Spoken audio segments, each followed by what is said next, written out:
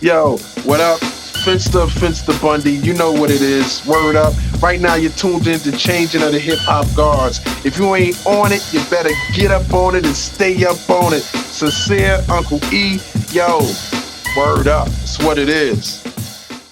What's up, everybody? And this is Changing of the Hip Hop Guards podcast. I am the journalist Sincere. That's my partner, Uncle E. And tonight we have the pleasure of speaking with Finsta and Bundy. Thank you so much for joining us this evening. Yes, sir. Yes, sir. Good to be here. Good to be here. No doubt we're going Yes, to talk sir. about 2023. But before we do that, we're going to go back in time and get the people re-familiar with you, where you came from and how you are, where you are today. So if you could take us back to where you were born and raised. Okay. Well, I don't know if this is a fun fact or whatever, but I was actually born in Queens, literally just born in Queens, but then raised in Brooklyn. Sound like an old song, but yeah. So my whole life, I'm from Brooklyn, but I was born in Queens, um, St. Albans, Queens, vet hospital. My pops was a vet, so that's how that Okay. happened. But either way, grew up in Brooklyn. Well, raised in Brooklyn. Um, most of my life in Bushwick, Brooklyn. You know what I'm saying? So, Okay. uh, yeah, Take us back for to sure. Bushwick, Okay, Brooklyn. Yeah, take us back to Bushwick, Brooklyn, growing up, teenage years. What was the scene like? well, for me, it was dope. Um, I was able to it was dope. It was dope because to be outside as a kid is something that these kids don't have now. You know what Right. I mean? So especially in Bushwick, you be on the block, you got Skelly, you got stickball, you got punch ball. You know what I'm saying? I would go to public school 384. We had this L full court. You know what I'm saying? Play basketball, all that stuff. It was dope, man. It was dope. It's a far cry from what when you say community is today. You know what I'm saying? You could be out and about running. I couldn't go too far, but at the same time, my mom used to work late, so I used to go a little further than I should have. You know what I'm saying? But Right. those experiences. But it was dope, man. Playing football against the next blocks up. You know what I'm saying? Stuff like that. It was dope, man, for sure. It was. And then what I because at one point I was in at one point I think it was East New York Brownsville section, but I was too young to really remember exactly where we were then at that point. But from Bushwick, one of the main things that got me was the block parties. You know what I'm Mm. saying? So, and that's kind of where everything started to like come into focus for me. It was still I still was too young to really grasp where I wanted to be at when it came to that. But the block parties, DJ sets, cats, you can't get not being able to get past the ropes type of situation. Yeah, that's when things started to like kind of run in my head, like, what is this going on here, Right. Right. But What? yeah, About how old were you at that time? At this time that you're talking about now? I would say 11, 12, About 11, 12. maybe 10, 10 to 12, 10 to 12, 10, Can you 10, like starting around 10, 10, 11. can you remember by any chance when you were hit? These block parties. Is there any Uh, particular song or anything that stands out that you kind of remember? Like, man, that. Like for me when I was younger, I always related to Jimmy Spicer, Dollar Bill, y'all. You know what I mean? That's like a song that like Yo, I it's kind of fun. remember. You know what I mean? It's funny you say Jimmy Spicer because my favorite rhyme was Super Rhymes. Oh, okay. Super Rhymes, yo, that joint right there. When it came to block parties though, huh, um, hmm, I mean, I even can't, I, if I can't, I can't pinpoint it, but I know around that time, Jimmy Spicer, that joint Super Rhymes was one of the first rhymes that I knew all the way through. I could Right. say the whole Okay. rhyme. You know what I'm saying? So, Right. but because it was so much stuff going on. You know, you would hear like the heartbeat, turn to Gardner, everything. You know what I'm saying? Love is the message. Okay, if I had to put a stamp on it, love is the message. Really? That Okay. Okay. yeah, hell yeah. Okay. That was a joint. You know, you hear that. You know what I'm Yeah. saying? Yeah. Yeah. How could you not dance to that joint? You know what I'm saying? That'd be crazy if you don't feel that joint right there. Right. Right. Right. Word. What was But some of your hobbies and interests around this time? So what were you kind of into outside of uh, music? Were you athletic? Were you into sports or? nah. I Art? mean, Computers. at that time, I mean, nah. I think early on it was just about trying to figure it out. Trying to figure. I never. Obviously, I played basketball. You know, all the stuff that's like going on in the hood. You know what I'm saying? Like I said, it was either skelly, Mhm. basketball, two-hand touch, stickball. You know what I'm saying? Stuff like that. So I stayed in a bunch of all of that. I wasn't necessarily into music at the time early, but it was more like it's more just trying to find my way. You know what I'm saying? And it was just, I guess I was just, I, if I had to say, I think I was free to be a kid. You know what I'm saying? So it was just like whatever, I wasn't really that into the crazy stuff. I knew where I didn't want to go, you know what I'm saying? So I wasn't into the wild, crazy stuff going on, you know what I'm saying? But it was free to be a kid, you know what I'm saying? Matchbox cars and you know what I'm saying, stuff like that. It was real simple, real tame, you know what I'm saying? But I was still just trying to find my way. It was either, or I couldn't say I was like, yo, I was this musical genius or something like that. I Yeah. couldn't Yeah. say, Yeah. or No. No. I was hooping, I was going hooping crazy. Like, nah, that wasn't me. It was just normal childhood, you know what I'm saying? On the block,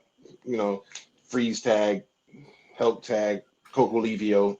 You know It's what I'm saying? funny. Those are the It's funny that you said, that back then it was like kids would tend to be more outside than they are now. And it's like yeah. sometimes you would think that it would be the opposite sometimes, right? That things, because like when I go back to 80s and let's say mid 80s, even to the 90s, it was crazy. Like there was a lot going on, and you didn't have all of the stuff that we have now. Like there was no like if you went outside, if you didn't check in, if you didn't have quarters in your pocket or something, like your parents wouldn't know where you were. There was Yeah. none of that stuff. But it's weird that back then it seemed like we had more freedom to be outside than we do now for Yo, kids. bro. In let me see what grade I was in. I think when I first got my like bus pass or train pass or whatever, Yeah, the train. Yeah, I remember getting on the train. I had to be at least 13, 14. right. And I took I don't remember what train I took. I just know I ended up in the Bronx. Hmm. And I was on the train looking, and I was like, I gotta get home. What is this Was that was place? that was I, that by mistake though? Did you like get on the train, or did you just get on no, the train and I travel? just Like I you just just got on the train and you just just got like on? Okay. see how far I go. You know what Yeah, I'm yeah, saying? yeah, It was yeah. just like, okay, all right, just going to the last stop, trying to one of those going to the last stop type of Yeah, thing. yeah. I didn't make it to the last stop in the Bronx. I just know I saw a couple buildings and I was looking around. I was like, holy crap, let me go to the other side and go back and go back home. Yeah, Because but you know but what I'm saying? but but that's what I mean. Like I was, let me see, whatever age you are, like in seventh grade, you know what I mean, which is pretty young. I mean, and Right. I'm like taking the subway to school by myself, and like nowadays you barely Right. want to put your kid in an Uber. Like you Yeah. want to make sure you have the Yeah. app, and it's kind of weird, man, in a way. But I get what you're saying as far as that you were free to be a kid, because around that time it was sort of like you kind of went outside and you just were, there was like so much going on around you. You just, it's like you Right. did a little bit of everything. You know what I mean? Oh, they're playing this. Yeah. Yeah. They're playing Manhunt today, or we're doing this, and Right. it's like it just was. That's what it was. You know what I mean? You didn't really think about it too much. So, but Well, there had it's that one of there go had to ahead. be a certain point in time, though, right? As you're getting a little bit more into your later teenage years, um, what struck a chord with you that made you say, I kind of really want to experiment with this music stuff? Band class. Band class. Mhm. I was I was cutting class early. I started to get bored with school early. Um, and band class was one of the one things that like really got to me. You know what I'm saying? Where it's like, okay, I wanted to play drums. My teacher didn't want me to have drums. He gave me a, I started with the recorder, Hmm. and then I wanted to end up playing drums. I couldn't get the drums. He put a saxophone in my head. All right, whatever. You know what I'm saying? I'll deal with it. You know what I'm saying? And it wasn't too far from recorder, so that was a natural take. But I think um, one song I will always say this one song, my melody, Eric B and Rakim. When I heard that, I was just like, "Yo, what the hell is that?" You know what I'm saying? And it was Yeah. like and to be honest with you, it didn't really add up to me because as far as I want to do this, it was just like, "Yo, what the hell is that?" You know what I'm Right, saying? right. And it was like, okay. So by the time I got to band class, I'm playing we playing classical music, we're doing all this other stuff. Um, we used to go to like a mall upstate somewhere and play for Christmas carols and stuff like that. So I'm just like, okay, it is what it is. I know how to play. It's all great. You know what I'm saying? But it was just like it still didn't really dawn on me until I think it wasn't until like, well, okay, in like junior high school was the saxophone was band class. By the time I was getting to high school, then I was from between junior high school and high school, I was in church. My mom had us in church, and she made me join the choir. It was the Youth for Christ choir. And you know what I'm saying? I kind of, I liked singing or whatever, but it wasn't, but I kind of caught a bug there. You know what I'm saying? Like actually thinking I could do it really kind of started in church. When I got on the choir and I bumped into some cats who had like little pieces of equipment here and there. I always thought I was going to be like a gospel producer or a singer or something like that. That's what I thought Okay. I was going to be doing. You know what I'm saying? But I was too nervous to sing. You know what I'm saying? Mm. It takes too much emotion to get on stage and sing. You know what I'm saying? You really gotta be convincing if you're gonna sing it in front of a bunch of people. Right. So I was a little too nervous for that. So I kind of fell back to trying to produce and trying to get my chops in it too. You know what I'm saying? At the same time, I thought someone would help me get there. It didn't really happen that way. So it was like, all right, whatever. And then I kind of fell out with church in a way because of the people. You know what I'm saying? It was a dope church. I ain't gonna front. I'm not gonna lie like that. Church ain't, and then give you a whole bunch of whatever. But anyway, Right, right. by the time I got to high school, and it was about going to like these little parties that the school would have and things like that. And then obviously hip hop. You know what I'm saying? I was like, oh shit, I ain't gotta sing. I could yell at motherfuckers. So you know what I'm saying? I can scream my lyrics. You know what I'm saying? I ain't gotta, you know what I'm saying? So it's like then it started to make a little more sense. And then by then, you know what I'm saying, I got kicked out of one school, ended up in Bushwick High School, and then met Evil D, and then it really started to make sense as far as making rap and stuff like that. Just getting with the scene. Right, right. How'd you meet Evil D? How did you guys make that connection in school? In band class. In band class as well? In band class. I went. He was like, I tell the story all the time. I said, Was he yo, I'm playing telling the you, he was harmonica? like, now he was, Nah, nah. yo, this dude, I'm joking. like the Muppet Show Yeah, and yeah, Animal on the drums. yeah. That was him. Yeah.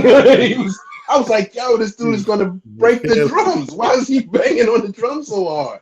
You know what I'm saying? I was like, all right, whatever. You know what I'm saying? So it was cool. I met him through that, and you know what I'm saying. I we used to bug out. I used to play 900 number, Yeah, yeah, yeah, yeah. and then he'll be on the drums, whatever. So Oh, well. we kind of built on that too. And then Okay. from there, it was just like, yeah, I got equipment, blah, blah, blah, blah. And then, a word, can I come through? It's like, yeah. So then I ended up going to his crib. His brother, Walt, Mr. Walt, he had equipment in his room. So when Walt wasn't around or whatever, we be in there and that's when I learned about, chopping stuff up and whatever. And I actually, it came a time where it's like, okay, as I started to learn to make beats, it was like, okay, well, if I ain't got nobody to rhyme over my beats, obviously, I guess obviously I'm gonna have to start rapping. So I just started writing raps and stuff like that, and Mm. that was kind of my introduction to it. Pretty much like I guess like 89, 88, Okay. 89, Okay. What 89, what yeah, like grade what 89. grade were you guys in at that time? Like when you met Evil D, what grade was that? About Um, it was high school, high school? so I was 88, like 89. I Hmm. saw for 11th. 11. Keep in mind, I think I might have. Cause I got I got You less got left back back. in in public school. So it wasn't public. I think it was public school. One of them joints. I was but I wasn't a super senior then, but I did get. Let me see. I would say like 11th grade. I got out of I got by the time because it was like 10th. I was in 10th grade and I got kicked out, and then I went to Bushwick at around 10, the ending of the 10th grade, beginning of 11th grade. Yeah, Okay, so okay, around okay. that time. So that's 88, 89 around there, more or less. Yeah, for sure. Wow. Okay, cool, cool. So the Yeah. early stages, were you and Evil D a group at this point? Uh, well, when we started at first when I started going around, um, not really. It was because him and Five was doing stuff, but Five Feet he was in Virginia at the time, so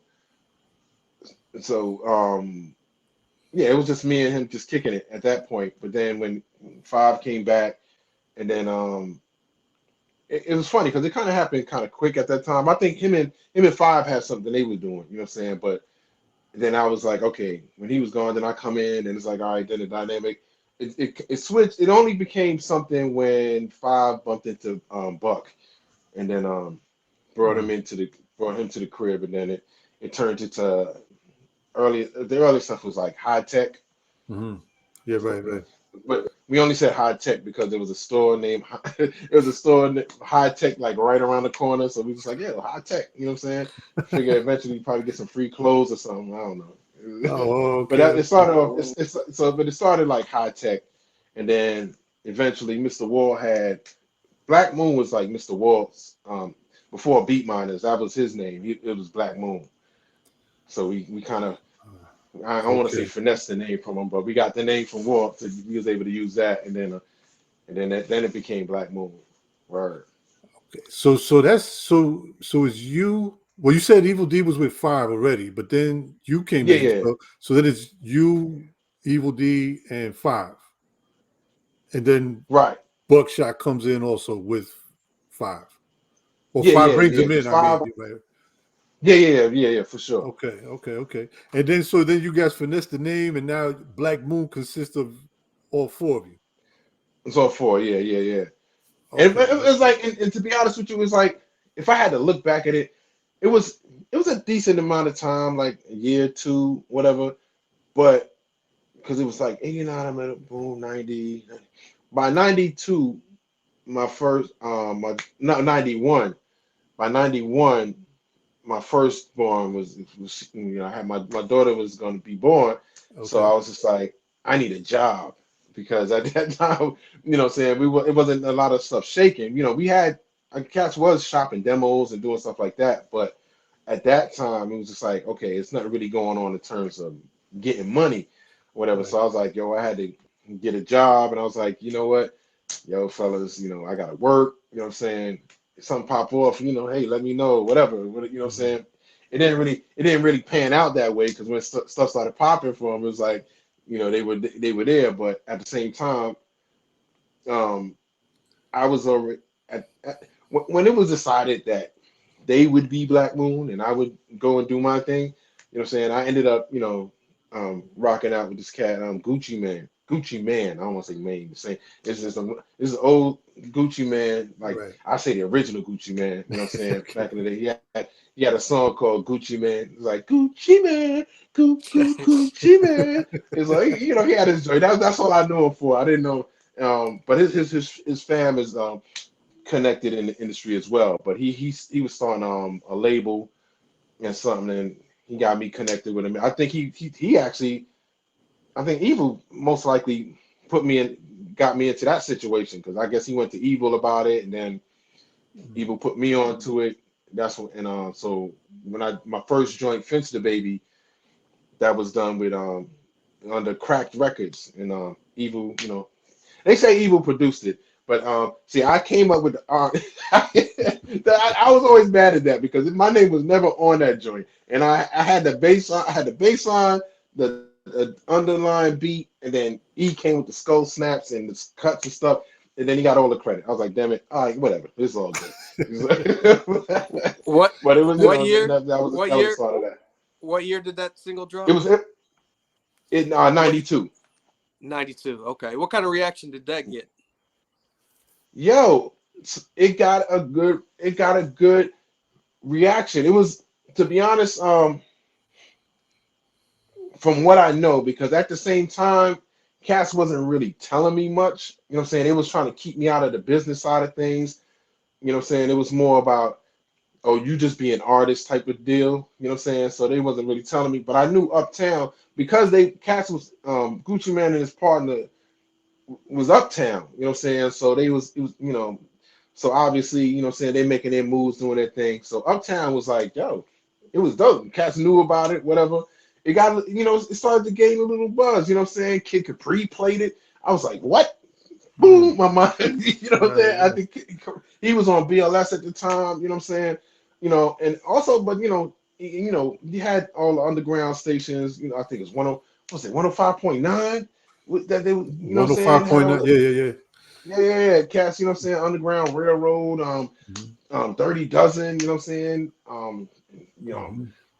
what is these guys? Awesome too. I'm sure the WBAI and all awesome. that. There you go. There, that's what I'm saying. Yeah, Yeah, yeah. yeah. There you go. Awesome too. Cats was showing love. It was doing pretty good. It was doing what it could do. You know what I'm saying? As far as like gaining a buzz, which what I think in reality is kind of what they wanted. They wanted to like get something to the point where it's like, all right, and then eventually they wanted to get a label deal, but it Mm. was just like, it's like, okay, you know what I'm saying? I'm still fresh and green, you know what I'm saying? But at the same time, I'm always thinking like, yo, let me know what's going on. If I know what's going on, I got a better idea what I can do, what I want to do, type of situation.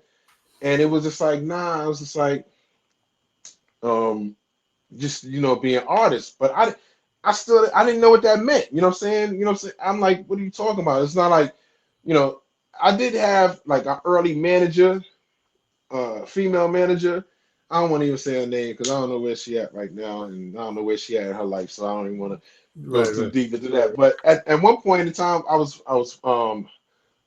no, I'm doing rehearsals, you know what I'm saying? I had dancers, you know what I'm saying? So it was for me in my mind, it's like, okay, this is turning into something. I'm like, all right, cool. But like I said, business wise, it was like it was one of those things like they was like, no, don't worry about it, we got it. Don't worry about that, don't worry about that. And I used to hate that because it was just like, yo, I'm trying to learn. I don't know. That was my first time in a real studio. We was in Calliope Studios. Mm. And it wasn't until later on that I realized like the significance of it. You know what I'm saying? Because I didn't even realize how many people actually recorded in Calliope. You know what I'm saying?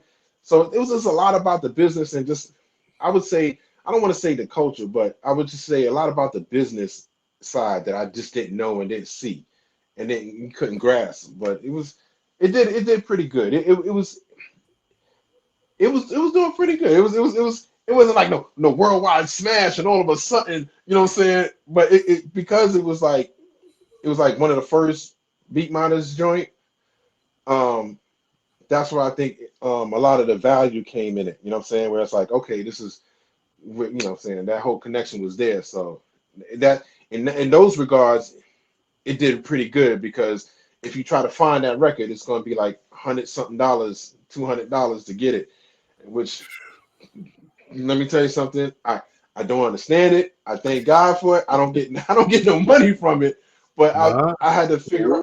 I had to love the fact that people loved it that much that where it's like it's a commodity of people. So I'm like, all right, I'll take that. You know what I'm saying?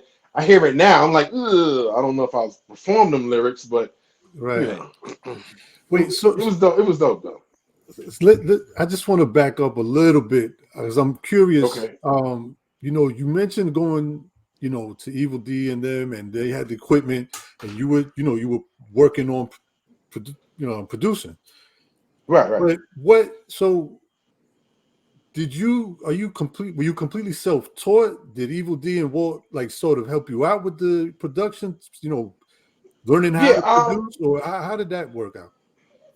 I knew to a degree some things from when I used to get up with people, some of the cast. Well, my dude Omar, I'll say specifically my dude Omar. Um, he had a keyboard and stuff, so I learned certain programming, but that was just like actual like playing keys or trying to make notes. I'm not fluent on the keys, so but in terms of making a track and all that, I kind of knew some of the basics. Okay, You know what I'm saying? But in terms of sampling and stuff, sampling and chopping stuff up, that came from E and that Walt. came from them. More Okay, more so Walt, because Walt, he was the older brother, so he probably sunned me and stuff like that. So, right, right. but But so but now so I go ahead. that's also early on for them as well, though, right? Like, it's not like when you kind of linked up with Right, them, they didn't really have anything like out there yet or anything, right? right. No, no, no, It not was at all, early on. not at So then all. you Yeah, said you did. So Finsta, baby, you said you kind of collaborated on the production, but he got all the credit. yeah. So Like he they did that the B side. He did the B side is him. The B side is okay. him. But Finch the baby actually is I had because he had lent me a it's like a 2 second sampler, and so I had created it, and then we had to do it. We ended up having to go in the studio and do it over.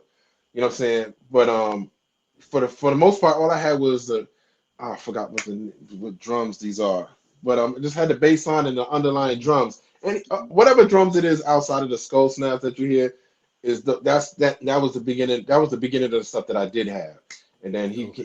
then he just added the other drums on it, made it harder, or whatever. You know what I'm saying? So Right, right, it, right, pan- right. it panned out. You know what So I'm the saying? only reason why I'm asking, like, because I did read somewhere where they were saying that you know you yourself as well helped kind of Right, with the formation of a particular sound. I mean, there was others, but they do credit you as someone that contributed to the sound that came out around that time.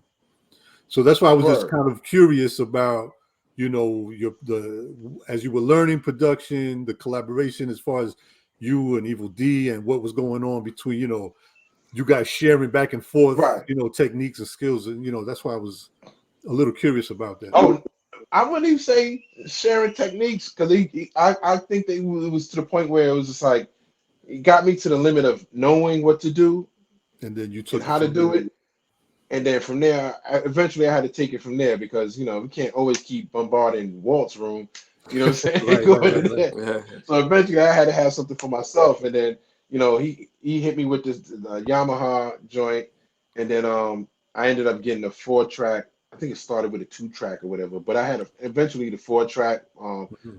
no, Porter old something, one of them joints, and then Right, right. Okay. from there it was just gritty grimies with a Okay. with a 2 second sampler that sound really gritty and grimy. It was just like at that point me and Bundy hooked up, and then like I guess because when by the time Fence the Baby came out, I got met up with Bundy, who was a DJ. He was a DJ. Mhm. Not he was a DJ, but he DJ. You know what I'm saying? He had Right. his own set and whatever, and he was nice with it. You know what I'm saying? I'm like, and it was always funny to me because Bundy was always a big boy, so I was like to see him be able to do all this stuff. You know what I'm saying? On the Saturday was it used to crack me up, but at the same time, it was like, yo, that's pretty dope. You know what I'm saying? So when he was my DJ at one point, but then I used to go over to his crib because he was like a block over. He was on Schaefer, I was on Covert in Bushwick, and at one point we would just go over there, get high, and just like I'll be on his stoop, we get high, we just freestyling with each other, blah blah blah. Mhm. And then once worked up a routine, we went out, and it was a particular show. He come to where he would come from behind the turntable and spit a rhyme with me, and I. I don't think I ever told who it was. It was a show in if I'm not mistaken, it might have been North Carolina. I don't remember exactly where, but it was, I think it was North Carolina, and there was an artist, a headlining artist that was supposed to be there, and he came like an hour late. So to keep it going, we were just like, all right, well, let's just bug out and do some more. Boom, boom, boom. We just, say some more rounds or whatever. Keep the crowd active for, up until the, homie came. And then once we realized the chemistry that we had, we was like, okay, nah, you know what? Yo, bro, you need to rhyme with us. We need to get a DJ. You know what I'm saying? And that's when it became with us. And then, but Okay. along that time, it was it was a while before I got my first MPC, Mm. 2000. So it was still the gritty grimies for a long time. Okay. Okay. But we used to go. We had there was a studio, and by the time these cats out of London, Tape Kings. Hmm. You heard of Okay. Tape Kings? Yeah. Yep. Yep. Before Tape Kings became Tape Kings, they was Big Willie, Mm. and they came out, and that's when we started going to the studio in Bed-Stuy as Mace Bass. Mm. Um, and then and keep in mind, I didn't have any other sampler other than that 2 second sampler. So every time we would go there, we'd have to try and recreate I would always have to recreate the beat. And dude wasn't the greatest, and he wasn't like the greatest engineer. He'll just leave us like, all right, here, Sam, okay, do this, do that, boom, boom, boom, boom. All right. And when it's time to mix, he was there for when it was time to put everything in. I think he was working on Cubase or something at the time. So when it was time to do that and put that in there, he would do that. But for the most part, I'm over here engineering, trying to. So if you listen to like any like early Finsta Bundy songs, the reason why I sound like that is because I was probably engineering. I didn't know what it's supposed to sound like. I just tried my best, and you know what I'm saying? It was what it But the was. crazy thing is that that's what people kind of loved about it was that grittiness and that it just so it's like without even I Yeah, guess you trying to do one thing and ended up with something else, and that's what people yeah, ended up liking. So that's kind of cool. Real quick too, before I pass it to Sincere, I just want to ask. So you also mentioned you left Black Moon, right, to tend to your right, family and stuff like that. But did you right. get a chance? Like, did you take part in creating like demos, or was there anything Oh that yeah, you we were a had. part of? Oh yeah, yeah. We got demos. There's demos. I got at least I got at least three or four of us all together. All I was together? like, I was, yeah, I was fucking around with E one day. I was like, yeah, man, yeah, these cats asking me for some old demos. You know what I'm saying? And he was quick to be like, yo, I don't know, I don't know, you're gonna have to talk to. I was like, man, I ain't giving them no damn demos. You crazy? If I don't even like, you know what I'm saying? Why would I even I'm not giving them demos up. You know what I'm saying? I don't even want nobody to hear them joints. You know what I'm saying? I'm So not. It's a beginning. You know what I'm saying? It was the beginning, and you know what I'm saying. I get it. You know what I'm saying? Because if I okay, around that time, I think Buck was the most polished. You know what I'm saying? Because I don't know to what degree he obviously to a certain degree he was already on it like that. You know what I'm saying? He was already it wasn't necessarily the style that it would come to be once it was like nervous, but you could hear it's like all right, cool. He was there, and if I had to rank it in terms of like where he was at, I would say it would be Buck. Me, I had to just really get better. You know what I'm saying? I had to rhyme more. I had to just like really understand it more. And then E rhymed too. You know what I'm saying? So it was like, but E was like, nah, okay. He was the master of gibberish. You know what I'm saying? So that gives you that he was like, what is this guy's name? I can't remember this guy's name. He was just wild with it. You know what I'm saying? Right. Who's a change the sound? What is this? Oh fuck, I got the name. Okay, never mind. Anyway, so it was like that, and then we had then five, you know what I'm saying?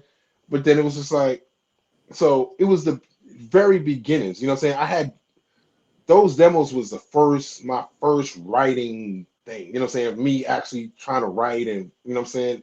I started there, you know what I'm saying? I wasn't like I always wanted to be an MC. You know what I'm saying? It's like Right. it Right. Right. really Right. wasn't that. It really wasn't that. It was just like, okay, we got beats, somebody got to rhyme over them. Okay, well I'm here right now. Let me write a rhyme to them. You know what I'm saying? Gotcha. All right. did you witness those guys putting together Into the Stage in '93? A good portion of it, a good portion it was we was around for. Yeah, for sure.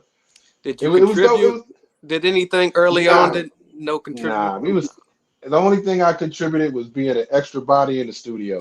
You know what I'm saying? Just being there and chilling. You know what I'm saying? Cass's, you know what I'm saying, as you can imagine, it was like a very smoky time. You know what I'm saying? Everybody was, you know what I'm saying? When I could, I would go, I would be around, you know what I'm saying? But it was like the one joint I would say that I was there for like the whole thing was like who got the props. It started like who got the props, and I mean some other parts of the album, yeah, but it wasn't all the time. I wasn't like always in the studio, but we was around, checking it out, you No know. doubt. How did DJ Primetime come into the picture? He used to DJ for he used to be part of the Dysfunctional Family, also from Bushwick, Mm-hmm. and one day I saw him do some wild shit, like pull out a shotgun on somebody, and it was a party, and he had no business doing it either. I think he was just showing off and stuff like that. And around that time, we was already kicking it with them, and being around with him and his badass son. They used to throw batteries and stuff at us. You know what I'm saying? But when he did that, it was just like I was like, "Yo, bro, nah, yo, we not." You cannot do that. You know what I'm saying? We not living that lifestyle. You gotta come with us, bro. You gotta come with us. We started slowly getting into like little shows here and there and stuff like that. So I was like, nah, you're gonna have to come over here, bro. I can't. I know your family, nigga. You can't be you can't be out here, you know, risking it all, you know what I'm saying, over some stupidness. It wasn't even and it was no need for him to do that, but he just happened to do that. I was like, nah, that's not gonna lead you nowhere, bro. Come on. He was always Right. in the street and stuff doing this shit, but I didn't know that. I didn't necessarily know that the hustling side of what he was doing, all the crazy shit. But being Bushwick, and knowing the area, whatever, it's like, oh, you used to be around here. Oh yeah, all right, now, motherfucker, you're gonna have to come over here. Right. We can't, your son gonna need you, bro. Come on. So Right. you just mentioned dysfunctional family. So they were that's DJ Bizarro, right? Who Yeah, was yeah, yeah, yeah. it was Bizarro at the Bizarro, time. and who else was in there besides It was Prime Time at um, the moment? at the time it was Bizarro, Brain Dead, D Rock, Oh, D um, Rock, right. okay, Amaze. You talked a little bit about Big Willie Records being the what was it? Track Masters, Tape Masters, Tape Yeah, Trap. Masters, Tape Kings. Tape Kings. Tape Kings. So what were Yeah, those? What were those deals consisting of? Just one deal per 12-inch, or did you guys sign like? yeah, yeah. It was just like if I had to go back to it, it was we may have had a contract, but it was just more about singles. It was just like, all right. It was so funny because we'll make a demo, have a demo, and it was just like, all right, we'll go in the studio. It was really that easy. It was like if we made something, boom, and it's like, all right, cool, all right, go to the studio, and then it was literally demo. It was literally demo um to the studio. It was really just that quick. It was like, oh, okay.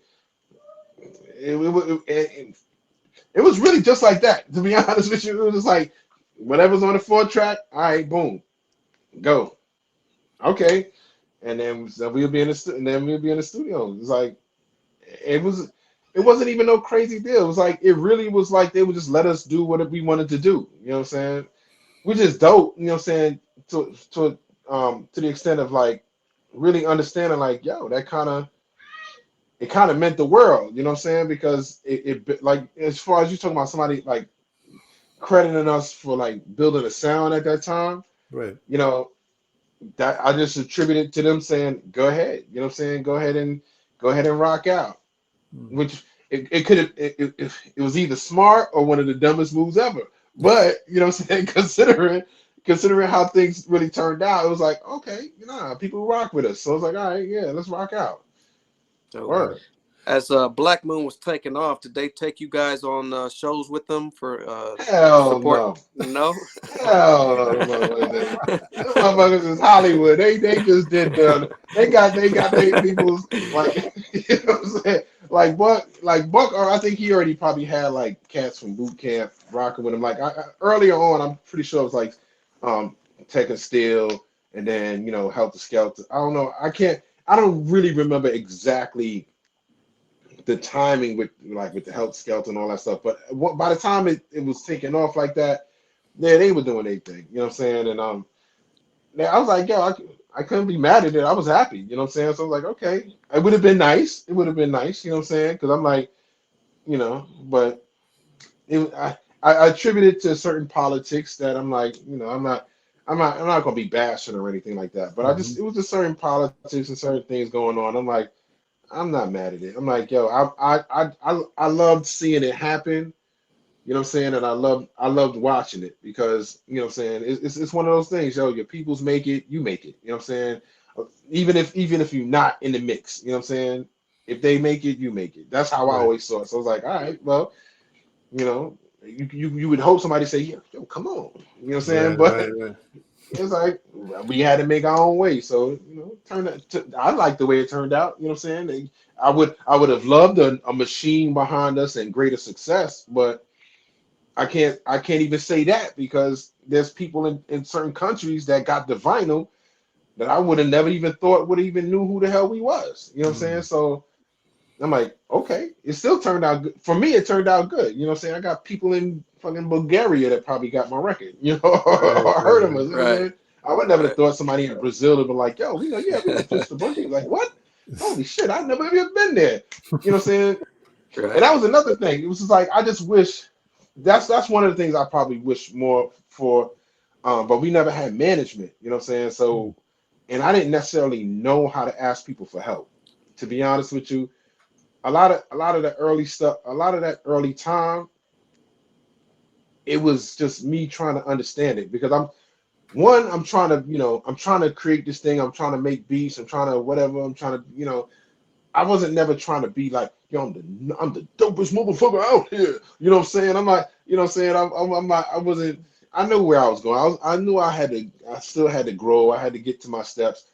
But at the same time, I'm trying to figure out life. You know what I'm saying? I got kids and trying to, you know what I'm saying? Trying to find out who I am as a human being. You know what I'm saying? So it was like, it was hard. Yo, on some for real, it wasn't until my 40s that I had to really sit back and look and say, like, the importance of an MC. You know what I'm saying? Because a lot of cats saw it. You know what I'm saying? Cats they've been that. You know what I'm saying? They knew this is what I was going to be. You know what I'm saying? Me, I became that out of necessity. You know what I'm saying? Out of, okay, I got these beats. I ain't got nobody else to rhyme to it. Well, let me rhyme to it. Let me just do this. Boom. All right. Well, I don't like to do stuff alone. Yo, Bundy, come on. You know what I'm saying? Yo, Prime, come on. You know what I'm saying? So that's how all of that mostly played out for me. You know what I'm saying? But it wasn't until later on that I realized, because I had a lot of fuck ups. I'm not gonna lie. I had some very embarrassing moments on stage where I was like, damn, dude, you know what I'm saying? But at the same, but it was. Is there one particular one that stands out the most to you as far as those mess ups? I think I might have talked with you about this, Sincere. I'm pretty sure I did. It was one of these shows where I had. Well, there's two. Okay. I'm gonna spill the beans on two events, right? Right. The first one was we was at the spot called them. It was the Muse. Early days, right? It was Mars first, but then it turned into the Muse. Yeah. You know what I'm saying? And my manager had me there for 2 weeks. So I was like, all right, the first week was cool. You know what I'm saying? I was like, all right, cool. I used to wear these big hats, you know what I'm saying? I used to get from Nubian Hut on 8th Street, whatever. Just big, you know what I'm saying? So I used to, boom. So I did it. I got my first week, it was dope. Second week, they remember me. Oh, yo, the dude, the big hat. Yeah, you know what I'm saying? So I'm like, all right, yeah, cool. I wasn't feeling the second week. I really didn't want to go back the second week. You know what I'm saying? And I was like, I was sort of under the weather. And and that's what I'm saying. It was guidance would have been a whole lot better if had somebody telling me, yo, the show must go on. You got to make sure you perform. This is, you know what I'm saying? But I got up, I started fucking up on my verse, and I was like, instead of trying to keep it going, I was like, man, fuck it, I'm out. And I cut it because I couldn't get it. I couldn't get it back. Next up on the stage is Biggie. Right after you So did that? the next motherfucker on stage was Biggie. And then I think at that time I Was think it he had party and Party and bullshit? Bullshit. Okay. Party and Bullshit. And it Yeah. was just like, oh, I think did he even have the Mary J? Did he have the Mary J verse?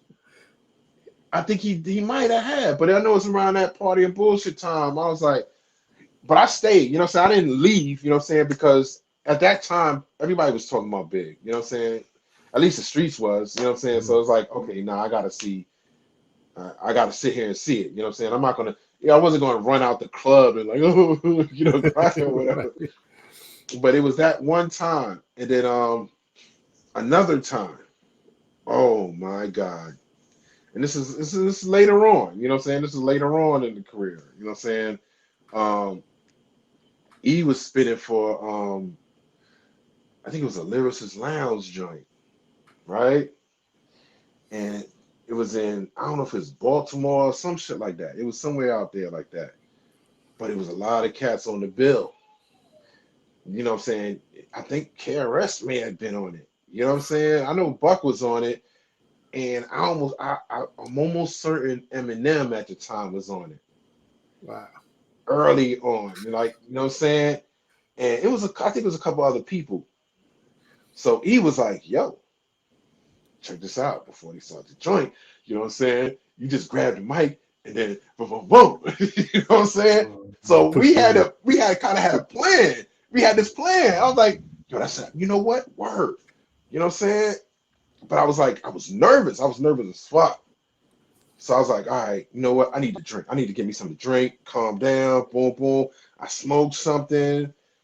And that was kind of the worst thing I could have did. You know what I'm saying? It was the worst thing I could have did because what I was gonna do, the main thing was go out there and say a verse that I knew. You know what I'm saying? But by the time it didn't translate by the time I hit the stage, so I'm doing this little freestyle shit, yo, my name is this, and I was like, yo, people looking at me like, yo, who the hell is that? You know what I'm saying? Yo, by the time I finished, I was just so mad at myself. I was just like, yo, I went to the back of the stage and I was like, yo, I was just I was just too through, man. I was just so mad at myself because it was like that's why I'm saying it was like for a long time there's aspects of performing that I can understand from watching other people, whatever like that. But I never really had anybody coaching me or having my back like, yo, do this like that.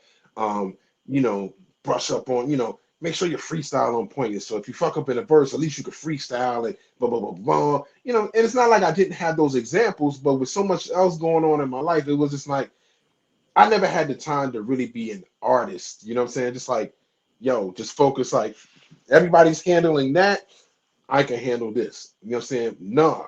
When it came to running around with like the early singles and all that stuff, I had to run to people, get the record there. You know what I'm saying? When it came to shows, eventually, I had to try to get the shows. I had to try to get it to radio. I had to try to do that.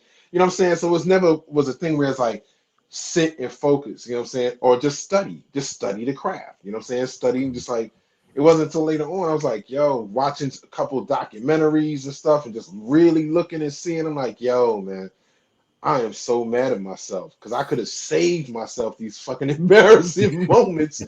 You know what I'm saying? Right, And right. really, you know what I'm saying, really got on. You know what I'm saying? Like I had dope shows, you know what I'm saying? You know what I'm saying? I had, dope times, but at the same time it was just so far in between. Like I was one of them people like as soon as I get a chance at a show or something's coming out, yo, I quit my job. I'm like, man, I'm out. You know what I'm saying? You know what I'm saying? I'll be out. And it's like, nah, motherfucker, don't quit your day job. You know what I'm saying? And I've heard that. You know what I'm saying? I've heard that before. But in my mind, it's like, nope, it's all work. We get a little light, we get a little something popping off. Oh, I'm out. You know, fuck that. Fuck this McDonald's. You know what I'm saying? And I'm gone. I'm like, yo, nah. So a lot of my career has just been bumps and bruises, yo, and I don't mind it. You know what I'm saying? It's just taking me to the direction of where I would want to be. So I don't know. Right. I probably went a whole bunch of everywhere. No, no, no, no, no, not at all. At all. Can you just real quick too though? Because what was the situation with Bizarro Records? Oh, that was just he had the joint, and I think we did. I don't know. To be honest with you, I think we used to do stuff in his crib. I mean, in the crib. We used to always hang out in his living room, like in his crib, playing NBA Live and Madden and all that stuff, smoking and making demos and stuff. And it was just But so like you there one. wasn't like you were signed to the label, like he had Oh his no own no no label. no! It was just like Oh, nah. okay. We got some songs. When we eventually went to the studio and recorded a song, we just recorded it and then yeah, you just yeah whatever. Got you, got you. Take Okay. it and run. Yeah. You released a slew of singles throughout the 90s. Who I Be, Feel the High Part 2, Don't Stress Tomorrow. Which single do you think in particular had the most success? Yo. Um. To be honest, if I went by like I don't want to tell myself because I don't even know if the label ever really did anything about them samples. So I'm like, let me rewind back. But um, um, streaming wise, like even like today is like Don't Stress Tomorrow. Hmm. But Feel the High Part Two got a lot of love because Premier, yo, he threw the mad alley oop and put us on that the Hayes Presents Oh, reality yeah, check yeah, yeah. joint. Right. And that's kind of that was the first that was a lot of people's first introduction to us. So that kind of I think that was one of the joints that really had like got us into people's ears and stuff and got us a lot of light. So in between them two, it was that. But then I used to hear it was so funny because rest in peace, Team One. When he had told me that him and L used to freestyle to the instrumental, the Finsta Baby, Oh, and I was like, yo, that's just like, yo, that was my shit. You know, it's like, oh shit, okay. So a lot of it's almost like it's weird because when people say you got a cult following type of situation, and that's what it kind of turned into. It's not on some hieroglyphic shit, but you know what I'm saying. It was good enough to where it's like, yo, somebody's big brother put them on to the joint. You know what I'm saying? Or they went in their big brother's collection, and yeah. So it's been kind of that, but I would say Don't Stress Tomorrow, and Feel a High Part Two those were the two ones that's like really got us. People know the other joints, but you know what I'm saying. Those Right. as far as getting on the right playlist on Spotify got us streaming kind of good. So I'm like, all right, that's what's up. I rock with that. Right. Were you guys content with dropping singles, or were you looking for a whole album deal back then? Um, we started an album. We started an album. Um, it those some of those songs came out later. I think it's HHV that put them out. We started a beat. It was a Beat Modest produced album. You know what I'm saying? And we was going to do it, but then they folded when it was time because once Big Willie turned it to Tape Kings folded at when we got like eight. We was like 8 songs in. You know what I'm saying? And it was in D&D. You know what I'm saying? I'm like, yo, this is dope. You know what I'm saying? Like, all right, cool. We started something. We get something going, and then it just got chopped. It was like, okay, wow, okay. And then from there, it was just like I never had. Um, there was really no representation, whether it be shoot, there was no lawyers, there was no managers. There was really nothing. It was just us. So it's like, and when I used to shop deals, when I used to try to shop deals, everybody used to say our sound was too dark. You know what I'm saying? It was too dark. You need to make party records and this and that. And I'm like, it's always funny to hear that because I'm like, yo, most of them labels ain't even here no more.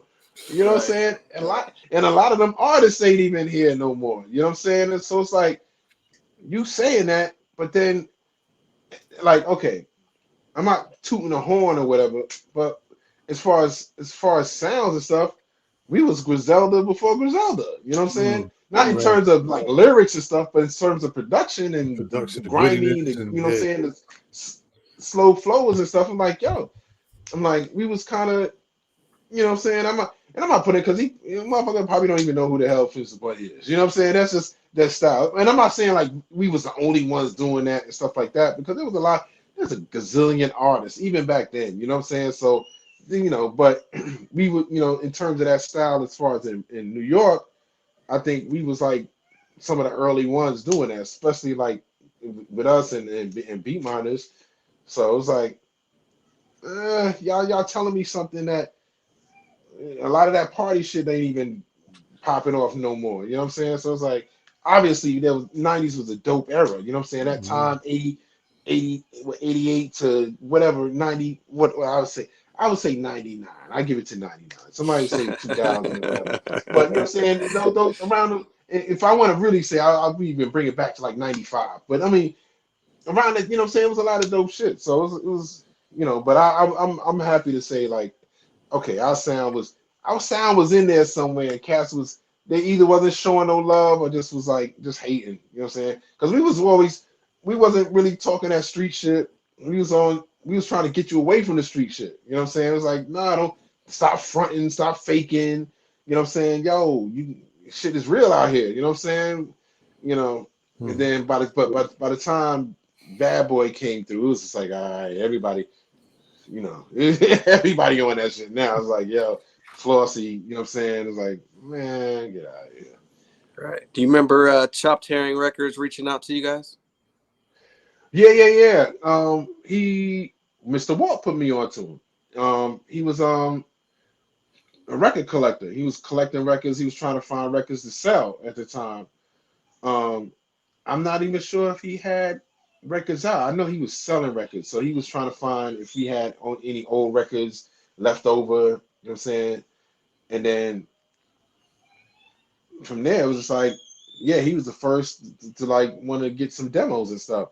And I'm letting him like, unfortunately, we wasn't Tupac at that time. You know what I'm saying? Had like a whole bunch of songs already in the stash and all that stuff. We were still trying to build, you know what I'm saying, and trying to get it right. Um, but it was dope. It was pretty dope. He came through. I let him hear some demos. He picked some stuff out. He rocked out with there. I was like, all right, that's what's up. Yeah, it was pretty good. Bob from Chop Herring. He was cool. He was a cool dude though. Yeah. Yeah. At what point? Because you started another group, right? The Culture Over Rap Uh, Experience. yeah, Cultural Barracks. That's when that happened when I came down here. That's When I so came down okay. here, I was trying to play low. I was just trying to be low key. You know what I'm saying? I wasn't even really trying to do too much. I wasn't really trying to rock with nobody at that time. By the time I came down here, I was through with everything. Not through with everything. I still, I want to make beats. I still want to make music and stuff like that. But I wasn't really out here trying to figure it out. You know what I'm saying? I was like, okay, I gotta being paying 1,200 to live in a tiny studio apartment or come to North Carolina and get an actual place. You know what I'm Right. saying? Some space. It's like, all right, well, I think I'm gonna come down here. I knew what the prices was. So I'm like, all right. And then it's so crazy. I bumped into because I've been working for FedEx for a good while. You know what I'm saying? So along my route, I bumped into Relic. He worked at DHL. You know what I'm saying? Okay. One day I saw him, I was like, yo, you good? You know what I'm saying? He's like, yo, man. So he was wasted from the night before. Because him and his partner and Mike Cox, he put they performed and I was like, word, you make music? So he let me hear the joint. He let me hear one of the joints. I'm like, oh shoot, that's dope. I was like, yo, and it was, yo, let me shoot. I'll shoot a video for you. It's this joint called it's a movement, and I was like, yo, let me shoot a video for you. It's like, yes, it's like for what? How much? It's like for free. You know what I'm saying? Ain't nothing for free. He's like, how much is free? I was like, nah, yo, I like what the way they was going with it. I like, you know what I'm saying? I'm more on some conscious shit. You know what I'm saying? Because if you hear a lot of this street shit, a lot of cats, you hear the story like a lot of cats have stayed the street stuff. They say all that street shit, but at the end of the day, you'll hear, oh, he's such a nice person, or this and that, and, blah, blah, blah. And ain't nobody, really guiding anybody anywhere. It's like, yo, you could stay, it's for entertainment, for money, you can say whatever you want, you know what I'm saying, regardless of the consequences. And Right. I'm not really like that. I'm not like that. I don't really dig it. You know what I'm saying? You gotta learn from, you know what I'm saying, look at the lifespan of cats, you know what I'm saying? Whereas if you hear Biggie, you hear Tupac, you hear, you know what I'm saying, cats in that vein where it's like, yo, you saying some wild shit, bro. You know what I'm saying? Right. You Right. inviting a Kind of different type of attracting it to energy. you. Yeah. Yeah, you know what I'm saying? So it's like, yeah, I wasn't with that. So when I heard them, I was like, yo, that's pretty dope. And then I started passing the beats, and it was like, yo, it's pretty good. You know what I'm saying? So we just kept making beats, recording, and then we just came up with the idea. It's like, yo, what's up? We could probably put this together. And then Backstrokes Through Concrete Waves came out. You know what I'm Mm. saying? And that's just something that we got on the Bandcamp. I didn't put it through the streaming services because yeah, I was chopping a lot of stuff in there, so I didn't really want to, I didn't really want the smoke, because some of them was just straight up blatant. Yeah. And Yeah. but it was dope, man. I'm like, if anybody out there, yo, check the Bandcamp. You know what I'm saying? Con, Backstrokes Through Concrete Waves. That is a sleeper. I'm telling you, it's a classic joint, and cats was sleeping on it. I'm like, all right. When you hear it, you'll see. I'm like, yo, we wasn't playing with that joint. It was pretty dope. It's a dope project. So, So, Word. so talk to a little bit about Bushwick Radio. Oh, Bushwick Radio with DJ Primetime. When I came down here first around 2006. I stayed for like 2 years. I was doing some independent work down here with family from like 2006 to 2008. 2008, I went back to New York, and well, before I even went back, I think because we used to do back in the day, like 98, 99, we was doing hit well, my God, 88 hip hop. oh yeah, yeah, yeah, That was like, so that was like internet radio, before internet yeah, radio, you yeah, know what I'm yeah. saying? Evil D But and them then was on there, right? That's when they yeah, did.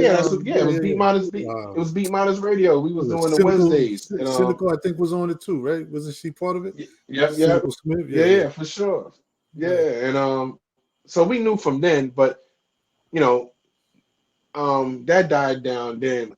With Bushwick Radio, Primetime had started it, and I think it was around early Ustream days. Um, Mm. so when he told me he started it, I was like, all right, cool. I hadn't got back to New York yet, but when he had started it off, I was like, all right, so when I get back, I'll be able to, rock out. Uh-huh. Yeah. And so yeah, it was just from there we were just, so it's been like 2009 and up. We've been keeping going. Um, yeah, it's been rocking ever since. And what's dope about it is I loved it because like for my show now, Hip Hop Beats and Things on Saturdays, it's like, well, or just any other shows that's on there, because we got DJ M Skis on there. We got a couple other cats. I'm gonna be messing up some names if I say everybody that's on there, but everybody that's on there, the one thing me and Primetime was just saying, like, yo, let's play what people ain't playing. for the most part. You know what I'm saying? We do have shows where cats we'll play some commercial stuff. It don't even matter. We're not even putting any limitations on it. But I know when it comes to his show, when it comes to my show, especially my show, I'm like, yo, I'm not playing no whack shit. I'm just not trying to I'm not trying to hear nobody trying to come up.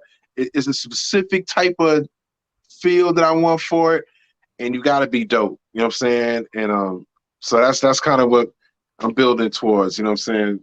And it's been doing good. It's been doing pretty good. And it elevated now because I got my dude K Hill from out here, dope artist, producer as well. You know what I'm saying? We're doing interviews now. I guess you could say a podcast. I guess you know what I'm saying. That's what they call them now. So it's like, Yeah. and we starting out now, just like really trying to rock out with because there's a lot of dope artists out here, but in NC. You know what I'm saying? A lot of cats know about certain cats, but they don't really know, you know, a history. It's like, yo, cats been dope out here for a long time, and you know, when you're from New York, everybody, New York always, we think we the shit. You know what I'm saying? We you know, it's like when it comes to it, you know what I'm saying? But down the line, you know what I'm saying? Even New York I feel New York has lost its way. You know what I'm saying? Where we started biting shit. We started sounding like people we started sounding like the South. You know what I'm saying? You got cats that sound, you know. It's like, yo, come on, man. There's an authentic New York sound that need to be had. And we not the leaders in that. You know what I'm saying? Which is, you know what I'm saying? I get, you know, things evolve and what is that, but come on, you doing drill now? You doing drill? You know what I'm saying? This ain't Chicago. What are you talking about? You doing drill music?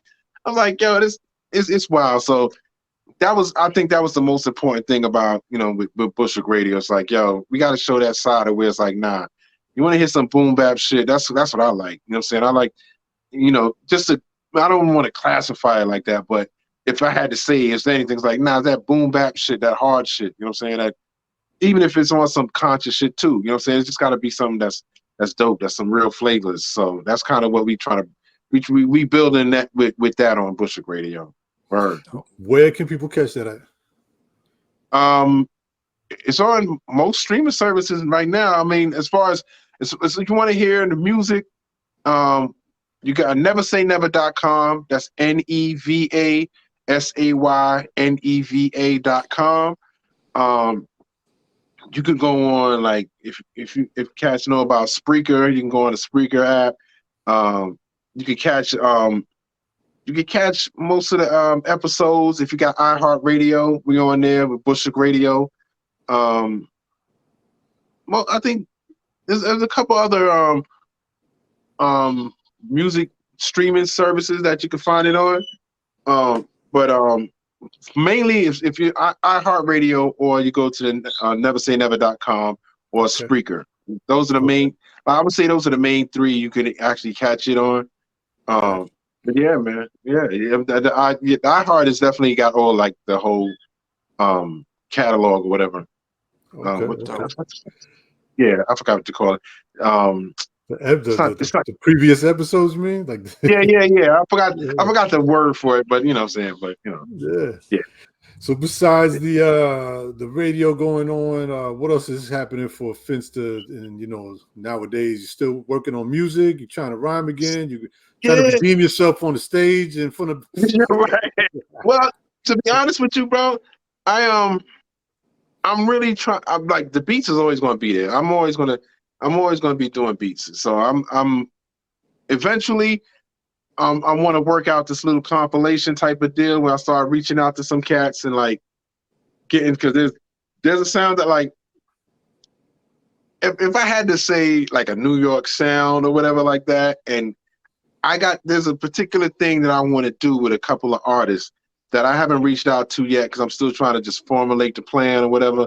At least try to get a budget, because you don't want cats rapping for free. But I'm working towards doing that, like a collaboration with a bunch of artists, a little compilation album. I don't want to say a little compilation album, but a compilation album where I was like, yo, this is what I think motherfuckers need to be rapping on. You know what I'm saying? So, but that's kind of in the works. it's in the works as far as production wise. So I'm doing that. Okay. As far as I'm not really trying to be on stage like that anymore. I really do want to be behind the scenes production wise, but I do have some songs that's coming out. My shout out to the homie Third Rail, DJ Third Rail out of Chicago, Subway Hip Hop Records.com. You can check out some of the vinyl. He's been releasing vinyl.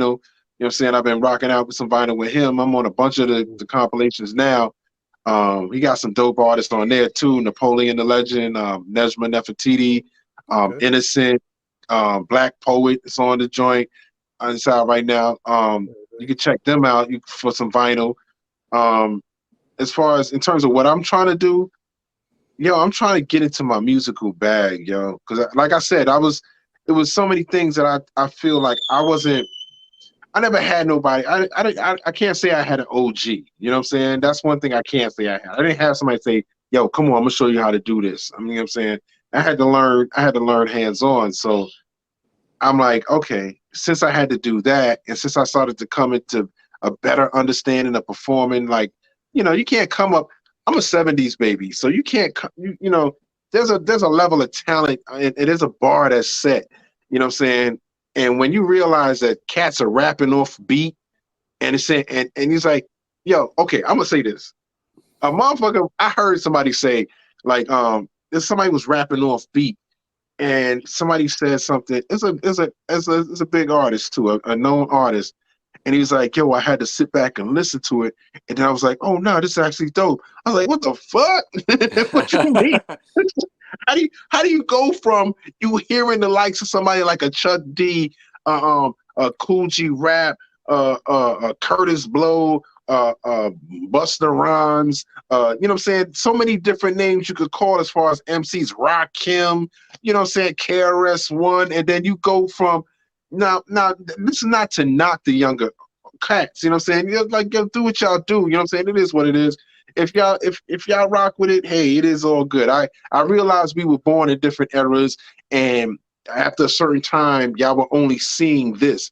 But if I had any advice to some of these younger cats, like, yo, go back in history, listen to, it don't even have to be rap, you know what I'm saying? Just go back to some of these famous artists. Look at James Brown's work ethic, you know what I'm saying? Listen to a Barry White, listen to Stevie Wonder, listen to some, you know what I'm saying? There's a, a a bar when it comes to talent, and a lot of cats are just missing that mark. It's just like, they just thinking like, I could just do whatever, you know what I'm saying? But for me personally, just to bring it back to me, I'm going back to my saxophone, yo. I'm coming back to my saxophone. I'm starting to, I'm gonna start incorporating that more into my music. And and it's not strictly rap, you know what I'm saying? It's gonna be a bunch of shit, you know what I'm saying? I'm learning for myself. It's like, there's a level of music that needs to be heard. You know what I'm saying? There's a lot of dope artists out here now. I'm not gonna act like, oh, I'm saving the world. You know what I'm saying? But in terms of what I gotta do, I figure for myself, I need to really get into my bag to know who I am musically and really push that out and just like, you know what, start exploring a little more. Before I think to a degree I was still kind of holding back. You know what I'm saying?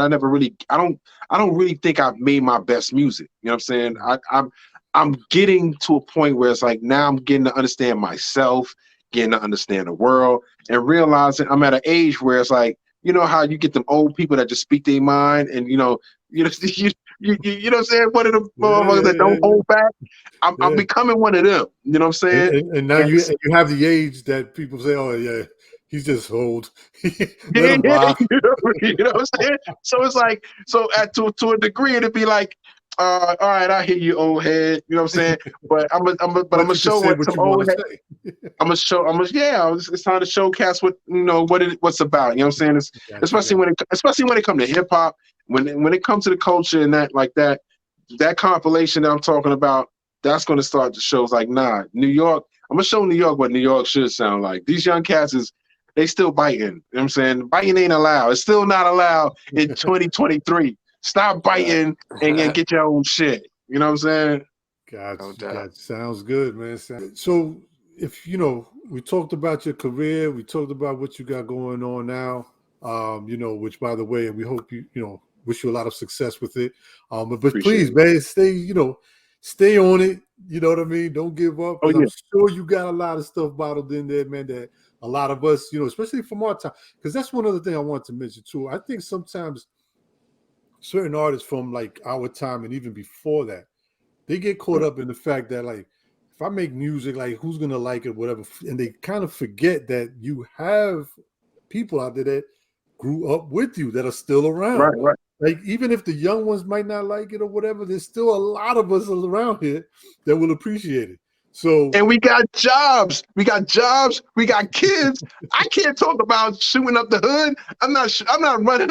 I'm not running a jukes. I don't have no ops. You know right, what I'm saying?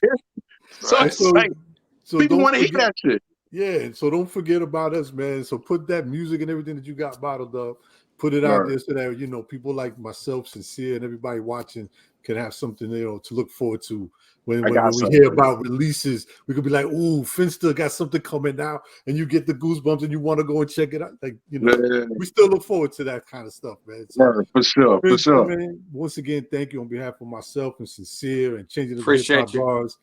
We appreciate everything you've done, man. And, Okay. whether they recognize it or don't, you've made a big and huge contribution to this culture that's getting ready to celebrate 50 years, if not more. So Right. thank you once again, man. Appreciate it. Yo, thank you, brothers, for having me again, man. Sincere. Absolutely. No doubt. Uncle Thank you E in for the everything. building. Yeah, for sure. I can't, dude, I got to ask you this real quick. We can make it simple, but what does Bazooka Joe mean to Finsta? Bazooka Joe, oh, that's a cool motherfucker right there. That's a cool. Yo, he's always cool in the fan. I think he's just a dope brother, man. He's a dope brother. He gave he You put guys his, did some stuff together, though, right? yeah. We got a joint. You know what I'm saying? I forgot the title of the song. But yeah, we rocked out with him on one of his joints, man. Bazooka, he's a cool motherfucker, yo. He's a dope cat. He's you know what I'm saying. He means a lot. That's the bro. That's the brother right Shout there out to for sure. Bazooka Joe. We had him on, and he mentioned your name, so Finsta Bundy. So shout out to DJ Bazooka Joe. Yeah, that's the bro right there. Yeah. Cool. All right, man. Listen, like I said, once again, thank you for joining us. We appreciate it. We hope to get you back on. We Appreciate have you. some other music coming out, so we could talk about the new stuff. Oh yeah, I got a single in mind that I'm gonna make sure y'all hear. Oh, thank you, man. Appreciate you. Man. Y'all enjoy your evening, man. You You too, man. Thank you for your time. Yes, sir. All right. Peace.